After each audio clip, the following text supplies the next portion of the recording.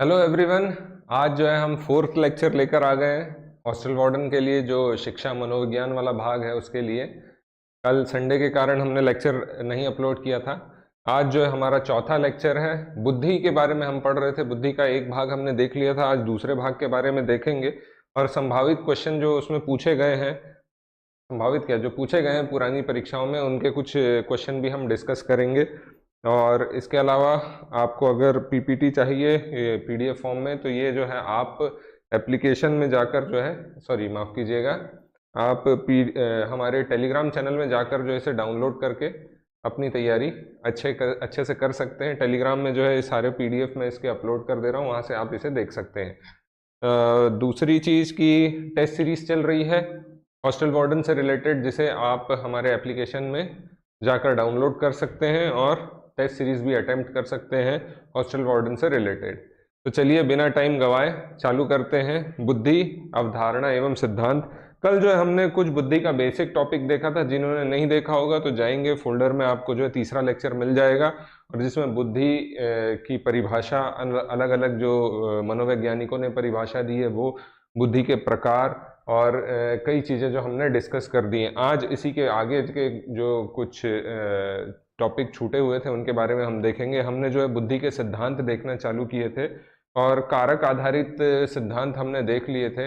अब जो दूसरे कुछ सिद्धांत बचे हैं उनके बारे में हम अध्ययन करेंगे। तो यहाँ पर जब हम दूसरे सिद्धांतों के बारे में जब अध्ययन करते हैं, तो इसमें सबसे पहले जो आता है हमारा वो है संज्ञानात्मक सिद्धांत, या फिर इसे बोला जाता है कॉग्निटिव विकास, कॉग्निटिव डेवलपमेंट थ्योरी, है ना। तो कॉग्निटिव डेवलपमेंट थ्योरी जो है बुद्धि की, सबसे पहले तो आपको जिनने ये दी है, तो आपको जीन पियोजे का नाम जो है बिल्कुल ध्यान रखना है। जीन पियोजे, इन्हीं ने जो है ये सिद्धांत प्रतिपादित किया है और 1970 में। और ये क्या कहते हैं, द्वारा दिया गया था। पियाजे के अनुसार जो है बुद्धिमत्ता पूर्ण व्यवहार करने वाला व्यक्ति ही जो बुद्धिमान कहलाता है। तो जो भाई बुद्धिमत्ता पूर्ण व्यवहार कर रहा है वही बुद्धिमान है। लेकिन कैसे?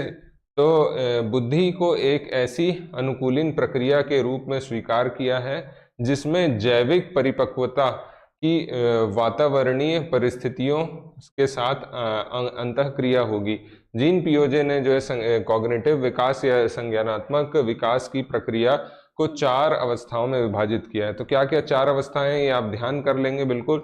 संवेदी गामक अवस्था है, या फिर सेंसरी मोटर अवस्था बोल रहे हैं। इसके अलावा जो दूसरी देखेंगे आप, प्री ऑपरेशनल स्टेज या पूर्व संक्रियात्मक अवस्था है, मूर्त संक्रियात्मक अवस्था या फिर कॉन्क्रीट ऑपरेशनल स्टेज, और लास्ट है आपकी औपचारिक संक्रियात्मक या फिर ये आपका फॉर्मल ऑपरेशनल स्टेज। तो ये 4 स्टेज के आधार पर जो है आपका बुद्धि चलती है। इसमें से जो आपको, जो मुझे लगता है पूछा जा सकता है, सीधे क्वेश्चन बन सकता है कि कॉग्निटिव डेवलपमेंट थ्योरी क्या है। अब इसमें हम डिटेल में जाएंगे, बहुत टेक्निकल हो जाएगा। मुझे जो लगता है आप इसमें ये ध्यान रख लें कि जो है ये इसके 4 अवस्थाएं बताई गई हैं। संवेदी, सेंसरी मोटर, जो आपको सेंसेशंस होते हैं उसके आधार पर, पहले पूर्व जो आपकी प्री ऑपरेशनल स्टेज बता रहा है, फिर जो है कॉन्क्रीट बता रहा है, और लास्ट बता रहा है आपका औपचारिक या फॉर्मल। तो इस तरीके से जो है विभाजित किया इनने विकास को पूरा। और सीधे ये पूछा जाता है कि ये किसने दिया है, तो जीन पियाजे ने दिया है। और ये कैसा जो इन्होंने परिभाषित किया है वो डेफिनेशन आपको ध्यान रखना है। ठीक, आगे चलते हैं।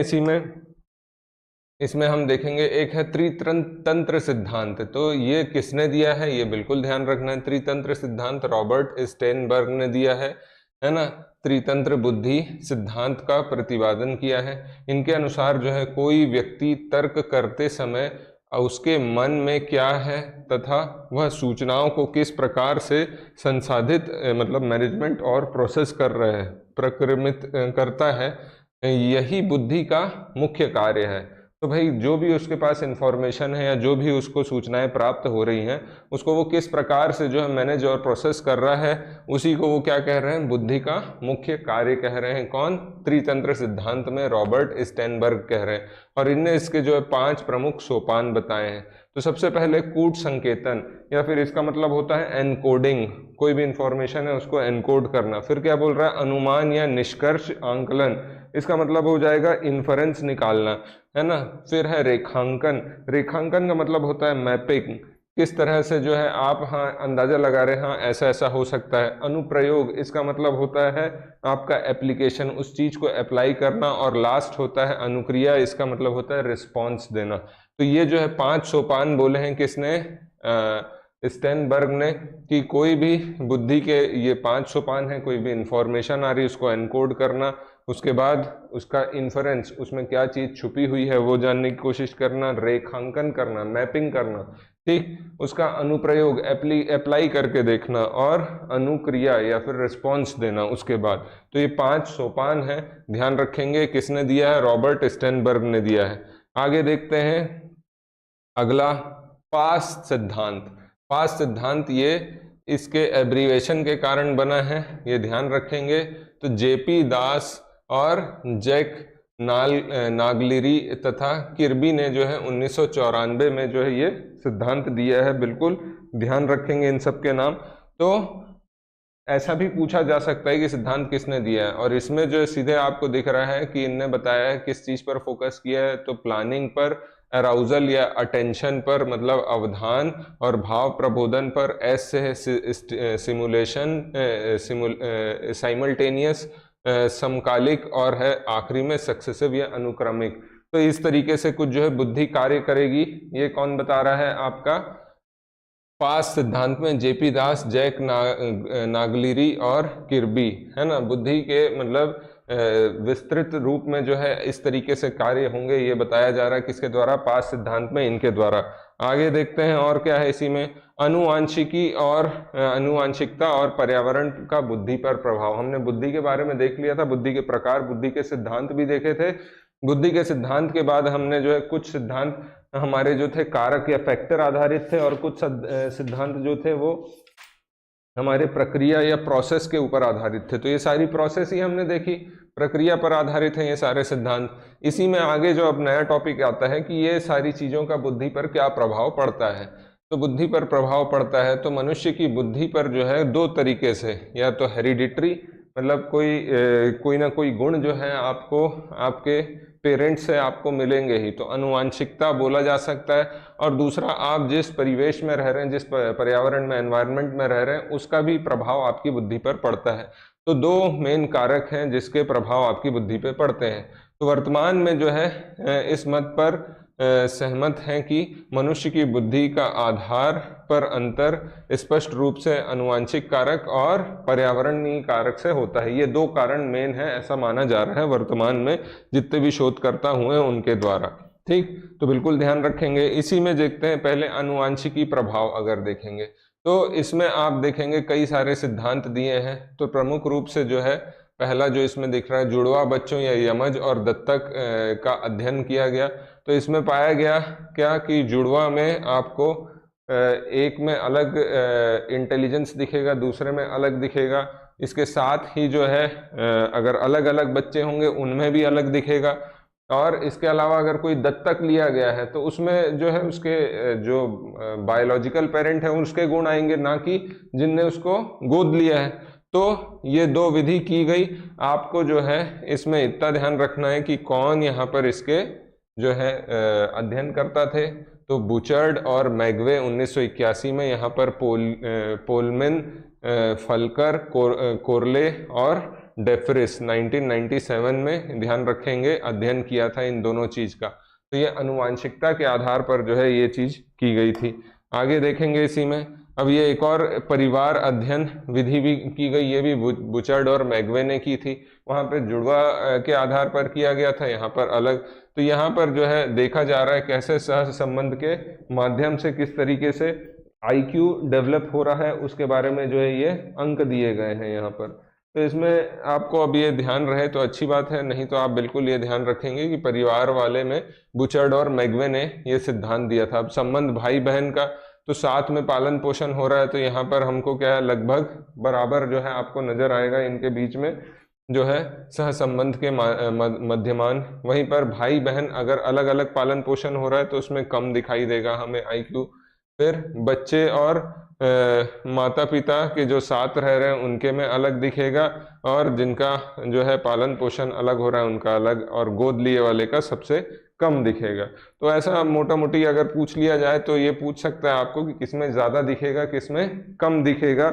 जो संबंध मध्यमान है वो किसमें जो है आपको ज़्यादा दिखेगा, किसमें कम दिखाई देगा। तो ये चीज़ को ध्यान में रखेंगे, दोनों का जो है ये चीज़ बताया गया है। ठीक, आगे हम अगर देखें इसी में एक और जो चीज़ है पर्यावरण का, इसे ध्यान रखेंगे, नोट कर लेंगे। थिंकर का नाम, मनोवैज्ञानिक जो है या शोधकर्ता जो है उनके नाम ध्यान रखेंगे।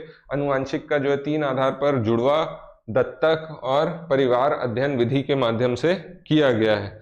ठीक, फिर इसी के आधार पर जो है कुछ प्रश्न आ जाते हैं यहाँ पर, है ना। तो यहाँ पर हम देखेंगे प्रश्न अगर, तो जो पेपर में पूछे गए हैं उनके ऊपर ही है ये। ठीक, पर्यावरण के आधार पर जो है मुझे कुछ खास इसमें दिखा नहीं कि मैं इसको इंक्लूड करूं, आपके पेपर के हिसाब से कोई मनोवैज्ञानिक या कोई रिसर्च मुझे नहीं दिखी, इसलिए इसे इंक्लूड नहीं किया है। अब यहाँ पर अगर देखें, मनुष्य का व्यवहार मुख्यतः किससे प्रेरित होता है, तो भाई किससे प्रेरित होगा मनुष्य का व्यवहार? बेसिकली अगर देखा जाए तो कौशल से प्रेरित होगा क्या? नहीं होगा। अभी क्षमता से होगा? नहीं होगा। अभिवृत्ति से नहीं होगा। किससे होगा? बुद्धि से होगा। ठीक, तो इसका ऑप्शन होगा डी।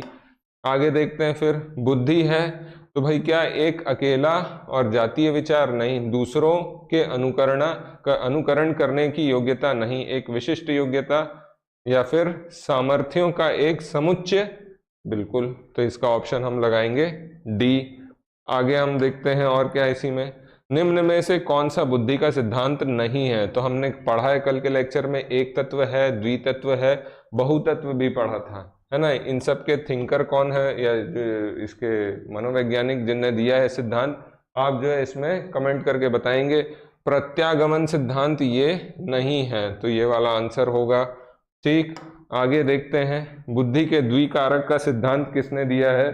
तो द्विकारक का सिद्धांत आप देखोगे, हमने देखा था स्पीयरमैन के द्वारा दिया गया था द्विकारक का सिद्धांत। इसमें हमने देखा था 2 तरह की जो है गुण बताए गए थे, एक था जनरल मेंटल एबिलिटी और स्पेशल मेंटल एबिलिटी, विशिष्ट मानसिक क्षमता और सामान्य मानसिक क्षमता, ऐसा 2 बताया गया था, स्पीयरमैन ने दिया था। स्पीयरमैन के कारक आप देखोगे तो दोनों सामान्य कारक, विशिष्ट कारक, वही जो मैंने कहा, और उपरोक्त दोनों होगा इसका आंसर। ठीक, आगे देखते हैं हम इसी में और, तो सामान्य तथा विशिष्ट कारक सिद्धांत का प्रतिपादन, तो वही चीज है, स्पीयरमैन के ऊपर कई क्वेश्चन आए हैं तो ध्यान रखेंगे ये। ठीक, फिर बुद्धि की स्पीयरमैन की परिभाषा क्या है? तो भाई क्या है ये, आनुवांशिक बुद्धि होगी कि उत्पादक बुद्धि या सामान्य बुद्धि होगी, या फिर आपका इसमें है वैश्विक बुद्धि? तो भाई बुद्धि को इन्हें क्या, अच्छा कारक जी का पूछ रहा है, ये चीज मैंने नहीं पढ़ाया आपको, फिर भी मैं यहाँ बता देता हूँ। जब इनने 2 बुद्धि बताई थी, एक जनरल और एक आपका स्पेशल या विशिष्ट, तो इनने जो चीज यूज की है, उनने 2 ऐसा एक डायग्राम बताया है। तो उनने बोला कि जो इंटेलिजेंस है या बुद्धि है, कुछ जो है सामान्य होगी, है ना, और कुछ जो है सब में विशिष्ट होगी। तो जो सामान्य वाला बुद्धि का कारक है उसको जी से इनने जो है संबोधित किया, या कारक जी कहा है इसको जनरल के लिए। तो ठीक है, ध्यान रखेंगे, सामान्य बुद्धि के लिए या जनरल के लिए इनने कौन सा शब्द इस्तेमाल किया है? जी का प्रयोग किया है। ठीक, आगे स्पीयरमैन 1904 में 4 के अनुसार क्या बोल रहे हैं कि तर्क करने की क्षमता और समस्या समाधान करने की क्षमता कहलाती है। तो याद होगा मैंने जो जनरल और आपकी दूसरी एक और बताया था स्पेशल वाली, तो जनरल जो है उसमें ये डेफिनेशन ही लिखाई थी, तर्क करने की क्षमता, समस्या समाधान करने की क्षमता, और स्पेशल वाली के बारे में मैंने अलग डेफिनेशन बताई थी। तो ये क्या कहलाएगा आपका? जी कारक कहलाएगा। तो देखेंगे आप स्पीयरमैन के द्विकारक वाले फैक्टर से काफी सारे क्वेश्चन पूछे गए हैं पुराने समय में। ठीक, फिर अगला प्रश्न बोल रहा है क्या कि निम्न में से कौन सा स्टर्नबर्ग का बुद्धि का त्रिस्तरीय सिद्धांत का एक रूप है? तो इसमें आंसर देखेंगे आप, व्यवहारिक बुद्धि को कहा जा रहा है ना। स्टर्नबर्ग का बुद्धि का त्रिस्तरीय सिद्धांत आप पढ़ेंगे, उसमें फोकस किया गया किस पे? व्यवहारिक बुद्धि पर फोकस किया गया है। ठीक, फिर आते हैं हम 10वें नंबर का। अब अगला क्वेश्चन देखेंगे, इसे बिल्कुल आप ध्यान रखेंगे, ये पूछे गए क्वेश्चन है। बुद्धि का तरल मोज़ेक मॉडल किसके द्वारा दिया गया था? पहले तो तरल मोज़ेक मॉडल या फिर जो है आपका ये है तरल या ठोस मॉडल था। इसमें मैंने बताया था कुछ चीज जो है वो बुद्धि को दो भाग में बांटा गया था, एक होगा तरल और दूसरा था आपका ठोस, है ना। तो इस आधार पर जब देखें तो ये मॉडल जो है किसके द्वारा दिया गया है, तो इसका आंसर है क्रिस्टल। क्रिस्टल है ना, ये मोज़ेक आ गया यहाँ पर, इसलिए मुझे कंफ्यूजन हो रहा था। ये होगा क्रिस्टल, है ना। ठीक, क्रिस्टल मॉडल किसके द्वारा दिया गया है, इसको ध्यान रखेंगे। कैटल के द्वारा जो है ये सिद्धांत दिया गया है। हमने, आप कल का लेक्चर अगर देखेंगे तो आपको इसमें मिल जाएगा, कैटल ने ये सिद्धांत दिया है। ठीक, आगे हम देखेंगे अगला क्वेश्चन, बुद्धि का तरल प्रतिपादक कौन थे? वही क्वेश्चन फिर से आ गया है, तो कैटल ही है इसके। ठीक, क्रिस्टलीय वही क्वेश्चन है, देखो दो बार निकल के आ गया। फिर थॉर्नडाइक के बुद्धि का कौन सा सिद्धांत प्रतिपादन किया था? थॉर्नडाइक ने कौन सा बुद्धि का सिद्धांत प्रतिपादित किया था? इसमें हम देखेंगे कई सारे हैं। तो पहला तो एक कारक में सिद्धांत में हमको नहीं दिखते हैं, द्विकारक में नहीं दिखते हैं, हमको बहुकारक में दिखेंगे। कौन? थॉर्नडाइक ने डेफिनेशन दी थी। कल का लेक्चर देखेंगे, अलग से वहां पर एक चार्ट बनाकर मैंने बताया है कि किसने ये सिद्धांत दिया है, और उसमें एक जगह मिस्टेक थी, उसको भी मैंने ठीक कराया था। तो वो उसमें आपको सिद्धांत किसने दिए आपको पता रहना चाहिए। थॉर्नडाइक यहाँ ध्यान रखेंगे। गार्डनर ने जो है 7 जो अभियोग्यता का अधिमान निर्धारित किया है, उसमें कौन सा गुण नहीं है? तो स्थानीय संबंध, भावात्मक, अंतव्यक्तिक अभियोग्यता और है तुम्हारा भाषात्मक अभियोग्यता। तो इसमें आप देखोगे जो दूसरा दिया इमोशनल अभियोग्यता, ये वाला नहीं है, है ना। इन सारे के बारे में, बाकी के बारे में मैंने लाइन से लिखाया है। स्थानीय के बारे में भी स्पेशियल जो बोला जा रहा है, अंत्यक्तिक के बारे में बताया गया है, और भाषात्मक लैंग्वेज का भी बताया गया है। जो नहीं मिलता है वो कौन सा है? तो भावात्मक अभियोग्यता या फिर इमोशनल। तो गार्डनर का जो है 7 अभियोग्यता का सिद्धांत भी आपको ध्यान रखना है, जो चीज लिखा है उसी से क्वेश्चन बन रहे हैं। बहुल बुद्धि का सिद्धांत किसके सिद्धांत का विकास किसने किया है? तो बहुल बुद्धि का सिद्धांत एक चीज बताई गई थी कि कई सारे जो है फैक्टर रहते हैं, और कई सारे फैक्टर मिलकर क्या होता है, आप उस हिसाब से जो है अपने निर्णय लेते हैं। और ये किसने दिया है? तो हार्वर्ड गार्डनर ने दिया है। ठीक है, चलिए आगे देखते हैं अगला लेक्चर। एकाधिक बुद्धिमानी का सिद्धांत कहलाता है ना। तो बुद्धि कई प्रकार की हो सकती है ना। पेपर पेंसिल परीक्षण सहायक नहीं है, प्रभावी बुद्धि तेजी से बढ़ाई जा सकती है। तो इसमें आप देखोगे कि इसका आंसर आपको क्या दिख रहा है, जैसे नाम दिख रहा है एकाधिक बुद्धिमानी, तो भाई एक प्रकार की नहीं होगी, कई प्रकार के गुण हो सकते हैं, है ना। तो उस हिसाब से इंटेलिजेंस जो है कई प्रकार का हो सकता है। तो यहाँ पे जो है कुछ 15 क्वेश्चन जो पूछे गए थे ये मैंने बता दिए हैं। जब ये हमारे पूरे लेक्चर सीरीज खत्म हो जाएगी तो मैं एक दिन सारे जितने भी इंपॉर्टेंट क्वेश्चन है मैं लाइन से सारे डिस्कस कर दूंगा। उसमें से कुछ ना कुछ तो आपके परीक्षा में ज़रूर फंस जाएंगे। तो वो एक चीज़ हम लोग करेंगे, सारा एक लंबा लेक्चर ले लेंगे जिसमें सारे क्वेश्चन आपके बुद्धि से रिलेटेड जो है इंक्लूड हो जाए। तो यहाँ पे बुद्धि वाला टॉपिक भी खत्म हो गया है। कल जो है इसी टाइम लगभग जो है आपका दोपहर के टाइम अब से आपके जो है पोस्ट लंच लेक्चर अपलोड हो जाएंगे। किसी को टेस्ट अगर देना है तो फिर से एक रिक्वेस्ट है, आप एप्लीकेशन में जाकर जो है टेस्ट सीरीज ले सकते हैं। ये पीडीएफ चाहिए तो टेलीग्राम चैनल से जाकर डाउनलोड कर लें। इसके अलावा पीएससी के विभिन्न कोर्स, व्यापम के विभिन्न कोर्स भी आपको एप्लीकेशन में मिल जाएंगे। तो मिलते हैं, एक सेकेंड रुक जाइए, आपको जो है ये मैं बता देता हूँ और चीज़।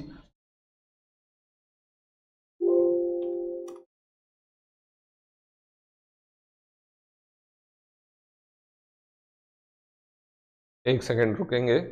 मैंने जो आप लोग को परिभाषाएं, जो आज की जो क्वेश्चन जो निकल कर आए हैं, कितने सारे क्वेश्चन जो बुद्धि के टॉपिक से आए हैं वो मैं बता दे रहा हूँ कहाँ पर है।